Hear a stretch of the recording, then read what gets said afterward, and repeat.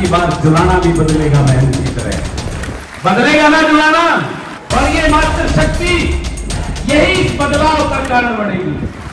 इस नारी शक्ति को मैं उठाना चाहता हूँ, इसको जगाना चाहता हूँ। क्या परमजीत कुंडू के लिए पिच तैयार हो रही जुलाना में? देखिए, जुलाना के लोगों से बातचीत करके इस बात को तय किया जाएगा। अभी किसी के लिए पिच तैयार नहीं हो रही। देखो महम से लगता हुआ है जुलाना, तो इसलिए फोकस मैंने यहाँ कर रखा है। हरियाणा जनसेवक पार्टी के कन्वीनर और महम से निर्दलीय विधायक बलराज कुंडू माने या न माने, लेकिन उनकी पत्नी परमजीत कुंडू जुलाना विधानसभा सीट से चुनाव लड़ने जा रही हैं। आप ये तय मान लीजिए कि परमजीत कुंडू जुलाना से भाजपा की प्रत्याशी होंगी। इसकी बुनियाद आज जुलाना में रख दी गई। बेशक कार्यक्रम का नाम हरियाली तीज मिलन समारोह था, लेकिन महिलाओं की जबरदस्त भीड़ के जरिए ये दिखाने की और जताने की कोशिश की गई कि जो लोग भाजपा को सीरियस नहीं ले रहे हैं वो इस पर गौर कर लें।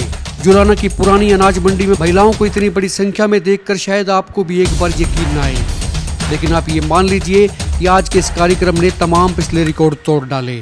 हालांकि परमजीत कुंडू के चुनाव लड़ने को लेकर अभी विधिवत कोई घोषणा नहीं की गई है, लेकिन इस बात को आप तय मान लीजिए कि हरियाणा जनसेवक पार्टी की प्रत्याशी परमजीत कुंडू होंगी और जुलाना विधानसभा सीट से ताल ठोकने वाली हैं। इतना ही नहीं, हरियाणा जनसेवक पार्टी हरियाणा की काफी सीटों पर चुनाव लड़ने जा रही है और कोशिशें ये भी हैं कि किसी दूसरे दलों से भी इनका समझौता हो जाए। हरियाली तीज समारोह का दूसरा मकसद राजनीतिक संदेश देना था और इसमें बलराज कुंडू कामयाब भी हुए। बेशक इस कार्यक्रम की मुख्य अतिथि भाजपा की राष्ट्रीय अध्यक्ष परमजीत कुंडू थी, लेकिन कार्यक्रम का मकसद हरियाणा जनसेवक पार्टी का राजनीति में नए सिरे से दस्तक देना था। इस दौरान हमने बलराज कुंडू से भी बात की और उनकी पत्नी परमजीत कुंडू से भी बात की।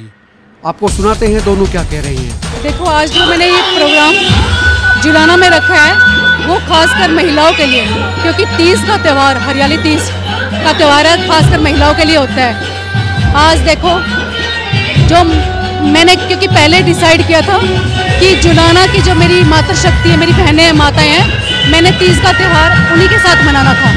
और आज मैं देख रही हूँ, मुझे खुद को उम्मीद नहीं थी कि मेरी इतनी मातृशक्ति मुझे आके आज ये आशीर्वाद और प्यार देगी। तरीके से बहन की बात करूँ, बहन के बाद तो ज़्यादा फोकस आपका तो जुलाना में है। वैसे तो काफी विधानसभा पे फोकस है, तो क्या माना जाए, जुलाना में आप भी चुनाव लड़ सकती है? नहीं, क्योंकि देखो महम से लगता हुआ है जुलाना, तो इसलिए फोकस मैंने यहाँ कर रखा है। और जब मैं आती हूँ जुलाना के गांव में, मैं यहाँ की सड़कें देखती हूँ, यहाँ की जो मेरी महिलाएं हैं, जैसे महम की महिलाओं में और यहाँ की महिलाओं में भी फर्क है, वो जाग चुकी है। यहाँ की महिलाओं के बीच में जब मैं आई हूँ, जब मैं कई गाँव में आई हूँ, तो वो मेरे को बोलती है, मैंने उनको इकट्ठा किया, कहते हैं आप पहले इंसान ऐसे हो, आज जो आप आए हो हमारे पास, आपने हमारी तकलीफें पूछी हैं और हम पहली बार यहाँ इकट्ठी हुई, हम पहले कभी इकट्ठे नहीं हुए। नमस्कार, एक मत पोस्ट में आपका स्वागत। मैं सर्वेश कुकरा। इस वक्त मेरे साथ बलराज कुंडू हैं, महम से विधायक हैं, जुलाना में हूँ और जुलाना में कार्यक्रम चल रहा है तीज उत्सव। महिलाएं हैं, संख्या बहुत बड़ी है, गिनना मुश्किल है, और उस कार्यक्रम की जो संयोजक हैं कुंडू साहब की पत्नी हैं परमजीत कुंडू। निगाहें महम के साथ साथ जुलाना पे भी रहेंगी। इस बात से आप समझ लीजिए कि जब जुलाना में इतना बड़ा कार्यक्रम का आगाज़ हो रहा है तो इसके कुछ राजनीतिक मायने भी हैं, और सबसे बड़ा राजनीतिक मायना तो ये है कि जुलाना से कोई ना कोई ऐसा व्यक्ति चुनाव लड़ेगा कुंडू साहब की पार्टी से, जिसके बारे में शायद आज बोलेंगे नहीं बोलेंगे, लेकिन हमारा ऐसा मानना है कि बलराज कुंडू की पत्नी वहाँ से चुनाव लड़ सकती हैं। कुंडू साहब, बहुत बहुत स्वागत। क्या परमजीत कुंडू के लिए पिच तैयार हो रही है जुलाना में? देखिए, जुलाना के लोगों से बातचीत करके इस बात को तय किया जाएगा। अभी किसी के लिए पिच तैयार नहीं हो रही। माहौल कैसे देखते हैं, बीजेपी को कैसे देखते हैं? लोकसभा चुनाव में 5 सीटें बीजेपी लेती है, 5 सीटें कांग्रेस लेती है। कांग्रेस कहती है कि हमने बीजेपी से छीन ली है 5 सीटें, जबकि बीजेपी कहती है कि कम से कम 5 पे तो आज भी हम कायम हैं। आप कैसे देखते हैं माहौल को विधानसभा को लेकर? देखिए, जो लोकसभा का चुनाव था वो एक अलग प्रकार का चुनाव था। ये कहना बिल्कुल गलत होगा कि आज बीजेपी बिल्कुल ख़त्म हो चुकी है। बीजेपी का एक वोटर जो है परसेंटेज, एक समाज ऐसा है जो बीजेपी के साथ में अच्छा खासा जुड़ा हुआ है, और उसी की बदौलत है कि आज 5 सीटें ले गई बीजेपी। इतना रोष और इतना वो होने के बावजूद हर समाज में, हर समाज के हर तबके में जो है ना सरकार के प्रति नाराज़गी, रोष होते हुए 5 सीटें ले जाना, ये बहुत चिंता का और गंभीर विषय है, सोचने का विषय है। तो रही बात लोकसभा चुनाव और विधानसभा चुनाव में बहुत फ़र्क आपको देखने को मिलेगा। यहाँ लोकसभा चुनाव के अंदर केंद्र के मुद्दे होते हैं, विधानसभा के चुनाव के अंदर स्थानीय मुद्दों पे चुनाव लड़ा जाता है, क्षेत्रवाद के मुद्दे पर चुनाव लड़ा जाता है। उसमें अनेकों ऐसी चीज़ें होती हैं जिनको देखकर विधानसभा का चुनाव लड़ा जाता है। वो बिल्कुल लोकसभा के मुद्दों में उसमें ज़मीन आसमान का फ़र्क होता है।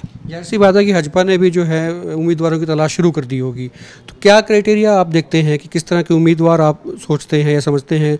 क्या ऐसा भी हो सकता है कि जो कई बार जो नई पार्टियां आती हैं वो ये देखा करती हैं या समझा करती हैं कि जिन लोगों को बीजेपी या कांग्रेस या बड़ी पार्टियां टिकट नहीं देती हैं तो वो फिर उनके पास में वो टिकटार्थी आ जाया करते हैं, तो क्या उनका इंतजार भी रहेगा या जो आपकी पार्टी से जुड़ गए हैं उन कार्यकर्ताओं का नंबर आ सकता है? किस तरह की स्ट्रेटेजी रह सकती है? देखिए, पहली प्रायोरिटी तो हम उन साथियों को देंगे जो हमारी पार्टी से जुड़कर पहले दिन हमारी इस विचारधारा को आगे बढ़ाने का काम कर रहे हैं, जो पढ़े लिखे अच्छी सोच के हैं, उनके अंदर विज़न है, कुछ करने का एक जज्बा है समाज के लोगों के प्रति।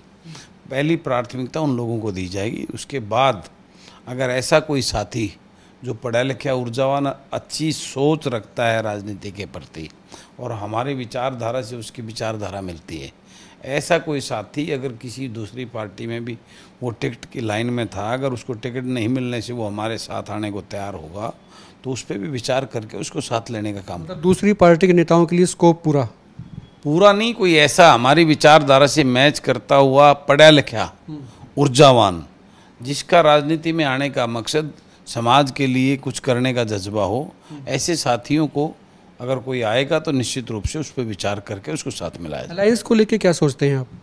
अलायंस के लिए बातचीत चल रही है। इसी सप्ताह में कुछ ना कुछ जरूर आपको देखने को मिलेगा। राजनीति में संभावनाओं से इनकार नहीं किया जा सकता। क्या एनएलडी से अलायंस हो सकता है? देखिए, हमारी बात चल रही है, एनएलडी से भी चल रही है, आम आदमी पार्टी से भी चल रही है। लेट अस सी, देखते हैं क्या होता है, किस प्रकार से, किन मुद्दों पे, किन बातों पे, हम किस एजेंडे पे हमारी आपस में वो मिलती है, उसी के अनुसार आगे बढ़ने का काम करेंगे। आखिरी सवाल ये है कि भूपेंद्र सिंह हुड्डा को कैसे देखते हैं कांग्रेस में? एक तरफ भूपेंद्र सिंह हुड्डा हैं, एक तरफ कुमारी सैलजा हैं, दोनों यात्राएं निकाल रहे हैं। आपकी पार्टी की या आपकी भी जो है नज़रें, निगाहें उनके ऊपर टिकी होंगी, किस तरह से देखते हैं?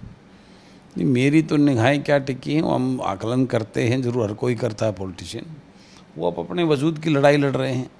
उनको मुख्य उनकी लड़ाई राजा बनने के लिए, मुख्यमंत्री बनने के लिए है। उनकी लड़ाई अपने बच्चों को जो है ना कुर्सी पर राजा बनाकर बिठाने की लड़ाई है। मेरी लड़ाई इस प्रदेश के जो है ना गरीब लोगों के बच्चों के भविष्य को सुरक्षित कैसे किया जाए, उसकी लड़ाई है। मेरी उनकी सोच में यही फ़र्क है, यही विचारधारा है। वो अपने बच्चों के लिए लड़ रहे हैं, उसके भविष्य के लिए जोड़ तोड़ करके अपनी राजनीतिक गोटियां बैठा रहे हैं। मैं जो है लोगों के बीच में जाकर इस प्रदेश के किसान मजदूर के उस बेटा बेटी के भविष्य को सुनिश्चित और सुरक्षित कैसे किया जाए, इस प्रदेश से भय, भ्रष्टाचार, लूट, नशा, अपराध कैसे ख़त्म किया जाए, उस बात की चिंता लेकर मैं लड़ाई लड़ रहा हूँ। शुक्रिया बात करने के लिए। बलराज कुंडू थे, विधायक हैं महम से और हरियाणा जनसेवक पार्टी के कन्वीनर भी आप कह सकते हैं। पार्टी नई है, नई विचारधारा है, नए एजेंडे हैं और इसके साथ ही पार्टी जो है 2024 में क्या कमाल दिखाएगी देखना होगा। लेकिन जुलाना में अच्छा खासा कार्यक्रम करके ये उपस्थिति दर्ज कराई है और एक माहौल तैयार करने की एक कामयाब कोशिश भी इसको आप कह सकते हैं। खुल के कमेंट करें, वीडियो को शेयर करें और आप देखते रहें एक मत पोस्ट।